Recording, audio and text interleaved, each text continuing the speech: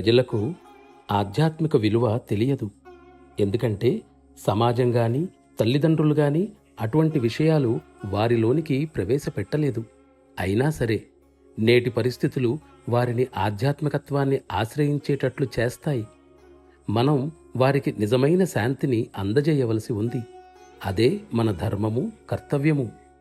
బలవంతంగానైనా సరే ప్రకృతి వారిని సరైన మార్గంలోనికి తీసుకువచ్చే సమయం తప్పక వస్తుంది. అది వారి మేలు కోసమే. ప్రతి పుష్పం తనదైన ప్రమాణంలో వికసించే విధంగా ప్రపంచాన్ని భగవంతుడు సృష్టించాడు.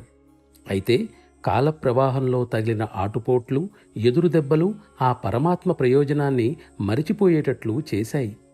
కాబట్టి జీవిత ప్రయోజనం భోగాలను అనుభవించటమేనని కొందరనుకుంటే, మరికొందరు జీవితాన్ని విసుగు పుట్టించేదిగా అనుకుంటారు.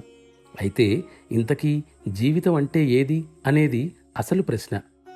మనం బ్రతికున్నంతకాలం అనుక్షణము పరతత్వంతో అనుబంధాన్ని కలిగి ఉండి, అడుగడుగునా ఆ పరతత్వం సువాసనలను ఆఘ్రాణిస్తూ ఉండే స్థితే జీవితం. అస్తిత్వం సూక్ష్మరూపాన్ని సూక్ష్మంగా తయారైనప్పుడే అనుభూతి చెందగలం. అనుభూతి కలుగుతుంది, కానీ దానిని మాటల్లో వ్యక్తం చేయడం కష్టం. మనిషికి ఆధ్యాత్మికత అనే నదిని మొత్తం ఆపోసనం పట్టాలనే కోరిక ఉండాలి. అప్పుడు అతని లోపల బయట నిజమైన ఆధ్యాత్మికత ఉదయించే రోజు వస్తుంది. ప్రతి ఆత్మ ఆనందంగా, విశ్రాంతిగా జీవించాలనేది ప్రకృతిలో దాగి ఉన్న నియమం. మనం దానికి వ్యతిరేకంగా జీవిస్తే మనం ఆ పరమాత్మ లోకాన్ని పాడు చేస్తున్నట్లే. మనమంతా గృహస్థులమే.